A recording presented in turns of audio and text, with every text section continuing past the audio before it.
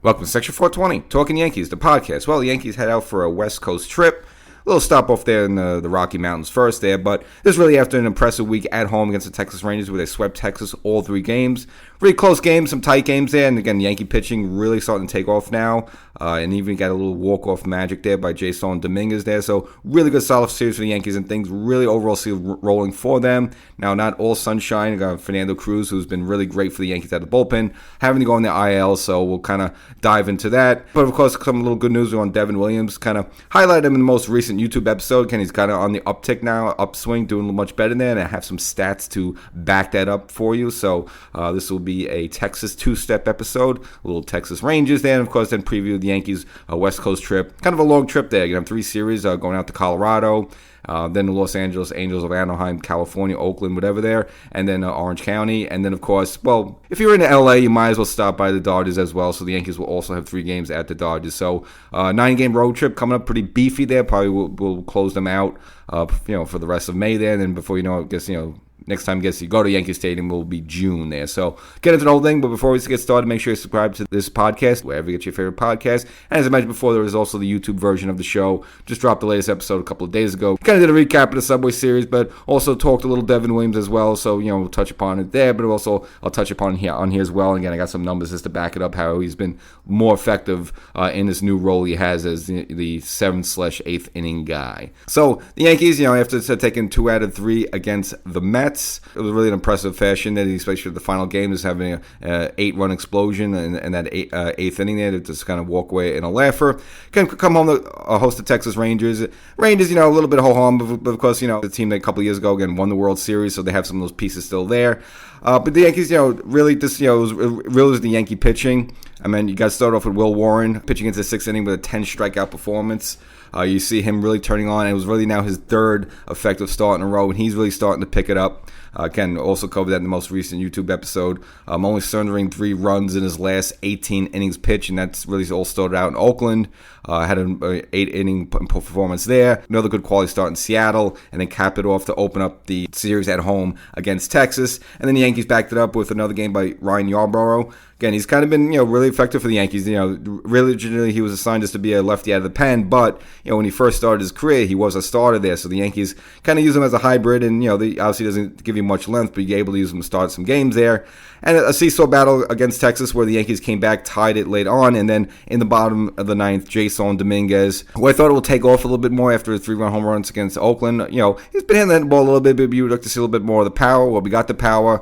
It was the first Yankee walk-off home run win since 2022 there, and the first of Jason Dominguez's career. And this, again, you would like to see him a little bit more with the long ball. We're just kind of waiting for him to click in there. And then it brought us to the final game, the matinee, with, Yankees up against it with the rain there, but luckily for them it was an afternoon game, able to get it in, and ended in a 1-0 final score there. Carlos Rodon strong through 6 innings. Yoelbart Vivas hitting his first career home run, the only run the Yankees would need, the only run in the game as well. And of course, Luke Weaver now as the Yankee close it out there in the 9th day. Again, very impressive 3 games, just for various reasons, personal performances. And even you look at the middle game, doing it against DeGrom there, grinded out against DeGrom. Again, DeGrom with a good performance, but the Yankee, be able to match him inning for inning there. And then, of course, Jason Dominguez able to get the walk-off, against the Texas pen there. So, you look at the Yankees now, things are rolling pretty good for them. Also kind of mentioned a little of this in the most recent YouTube episode is that, if you're the Yankees, where you're looking at yourself right now in the AL East,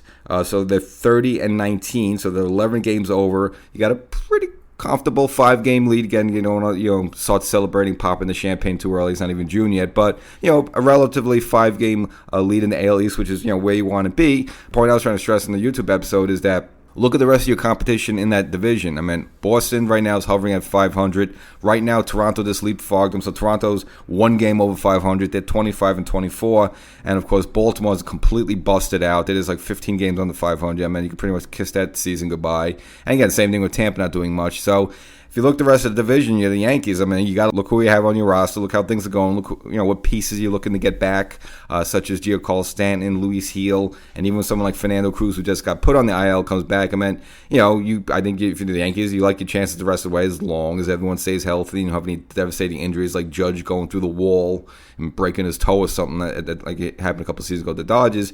I mean, you got to look, you got to like your chances for the Yankees. And if you look at Boston, just they were supposed to be, maybe take the next leap because they signed Alex Bregman, plus they got Devers here, but then you had the whole drama of Devers not wanting to move from third base, and then he got off to an awful start. So, I mean, Boston not really clicking as we thought, and not being the thorn that we thought they could be. Now, give me more than a half a season to go there, so again, don't want to cash the checks in right now, pop the champagne, but if you're the Yankees and you just look at the rest of your competition in your division there, and you look how you are right now, and then things seem to really clicking pretty well for the Yankees, I think you like your chances the rest of the way. Now, as mentioned with Cruz there, a little bad news. Again, he's really been one of the really good pickup by Cashman there, and really flourished in this role. But unfortunately, has some shoulder inflammation. Now, they did an MRI on it, no structural damage, but they do see the inflammation. So he did get a cortisone shot, and he was placed on the 15-day IL retroactively. It's seemingly the target return date for him maybe around June 3rd when he would get him back there. Now, to make space for Loizaga, so to backtrack a little bit, they DFA'd Tyler Matzek, who was a lefty. So the Yankees, you could say that they have a void. Could have used another lefty since they lost Matzek. So they recalled from AAA Brent Hendrick, who was up early in the season. If you may recall, there, pitched like 5 1/3 inning. Then of course got sent back down to AAA. Well, now he's back in the majors.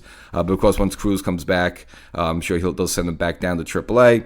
But it's almost a smooth transition because now you see with Loizaga back, Loizaga can now take those sort of high leverage situations that they were inserting Cruz in there, so it's almost a smooth transition. Yeah, you'd like to have both of them at the same time, but probably usually like Loizaga in the 7th inning. It seems like the formula right now is Devin Williams for the 8th, and now speaking of Devin Williams, obviously, you notice he's been doing much better. His last 6 appearances have been scoreless. I thought one of the problems with him is his stuff looked ordinary, looked flat. Like, he was throwing 93, 94, which, in this day and age, even guys coming out of the bullpen, it's not really that great anymore. So you figure, all right, is there something else? Is there the air bender, which was clocked around 83, 85, which normally it is. But this right now, now the stuff looks a little sharper than it did about a month ago or so. Again, I don't know if it was weather related, maybe because it was up here in New York and it's a little chilly. It's a new environment, a different grip. I don't know.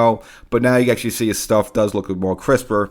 And according to StatCast, that does appear the case. Actually has a 28.2% strikeout ratio in his last 17 innings pitch. Right now, they project his fastball, again, on average is 93.6. And he has topped out at least once at 96.8. But again, according to StatCast, his air bender, so to speak, I guess they put all these mathematical formulas in the terms of the spin rate and the dip and all this stuff. I don't have all the formula, but let's just take StatCast's word for it, and it is paying off. You just look at his results, like I mentioned before, his last 6 appearances have been scoreless.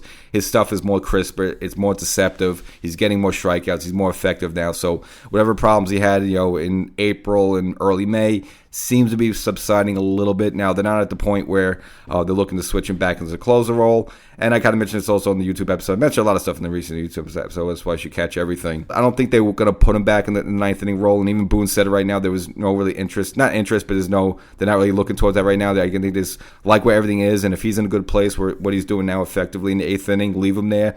And I think if you're Luke Weaver, you put Luke Weaver, you made him your closer last season. You took the job away from him, which understandably, because at least at that point, Devin Williams is the bigger name, and he's the more of a veteran guy. Okay, so you defer to him. But then he stinks early on. You got to put Luke Weaver back in. And if you're Luke Weaver, you're going to take him out yet again.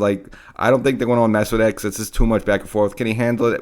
Is he going to pout, make a big deal? No, but you can't keep switching a guy back and forth like that. It's like Luke Weaver, he earned the job last season. I understand the wrinkle of bringing a new guy like Devin Williams. Okay, you got to make it, but if the new guy does not do the job well, and you got to put the Luke Weaver back in, it's not fair just because Devin Williams started doing it good again. Now we got to move Luke Weaver back to the 8th inning. So I don't think that's fair to Weaver.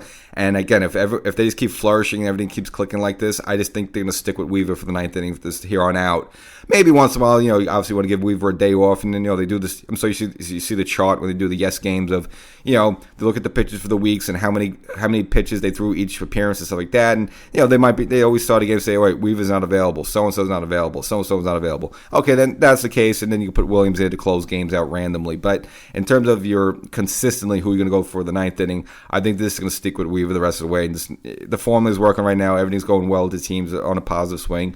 Why mess with it? And again, same thing with Devin Williams. If he's throwing the ball better right now, why mess with it? I know the only personal gripe with him, obviously, after the season's entering free agency, I'm sure he would like to rack up the saves and stuff like that just so he could get maybe a bigger contract, just to have some bigger numbers in the save situation. But also at the same time, too, even if he doesn't have the saves there, people could see what he is and what he does there. And so maybe if he doesn't get as many saves by the end of the year, if he's still throwing effectively, healthy, another team's still going to offer him a contract to be their closer because they know what he could do. So whether you're doing an 8th inning or 9th inning, really almost doesn't matter. If you're an effective bullpen arm there, he's still going to get a big contract because he at least has enough of a resume of what he did with Milwaukee that people know, he can save and close games there. So, if he this ends up being an 8th inning guy for the Yankees, it's still not the worst thing in the world. Does it cost him maybe a couple of million here or two? Maybe, but overall, I don't think it's an issue. And they asked him about it, and again, the article about him in Yahoo Sports. He's not looking to rock the boat and says, "Oh yeah, you got to put me as a closer. I'm gonna have to be a closer." Kind of being like, like a whiny Stroman or like that. So, I'm only a starter. I can't be out of the bullpen. Devin Williams seems like embracing this new role, and he's kind of said, "Hey, look, if I blow a game in the 8th inning, it's the same thing as I blow a game in the 9th inning. So I got to still go out there and be effective." So, Devin Williams was great. He's saying the right stuff right at this point. With that. So again, I don't think they'll switch him out. But overall, again, much more effective lately with his stuff. So the Yankees are going to move on. Again, got this West Coast trip. Starts off with 3 games in Colorado, who are just in a miserable place. Literally, their record 8-42. I don't even know how that's even possible. How can you consider that a major league team right now? So 8-42 out there in Colorado. So really no excuse. The Yankees should take all 3 games. I mean, you're playing, I don't know, like a minor league team or college team there. So, and you gotta have Max Fried. I think it's gonna be Schmidt and then Max Fried kicking off the first 2 games there. So again, Schmidt's been throwing the ball good lately. Max Fried's been throwing overall lately. I know he hasn't gotten wins in the wins column there. He also has some hard luck on getting the offense, hitting for him at the right time. But again, still giving the Yankees good quality starts there. So again, the Yankees are in a good place to kick that road trip off in a good foot there. And again, after it, you got the Angels, who right now 1 game on the 500 at 24-25. Of course, it's West Coast. Even though the team's at 500 there, and it could happen. And of course, after that, you'll have the mega matchup with all the big stars against the Dodgers in Los Angeles, and of course that'll be all hyped up and everything like that. So the Yankees rolling good right now. Again, 30-19, the second best record in the American League. That's the second to Detroit. It's off to a really good start at 33-18 there. But still, again, if you look at the Yankees compared to the rest of the AL East right now, Yankees with a pretty nice, decent, 5-game lead. Don't want to get too crazy over that, but in a good place there. But again, if you want to compare the rest of the teams in the AL East right now, a little bit of disappointment, not really challenging the Yankees the way we thought we would. So again, if the Yankees to stay healthy, get their pieces back there, again, you can say right now they're in cruise control. We'll catch you next time.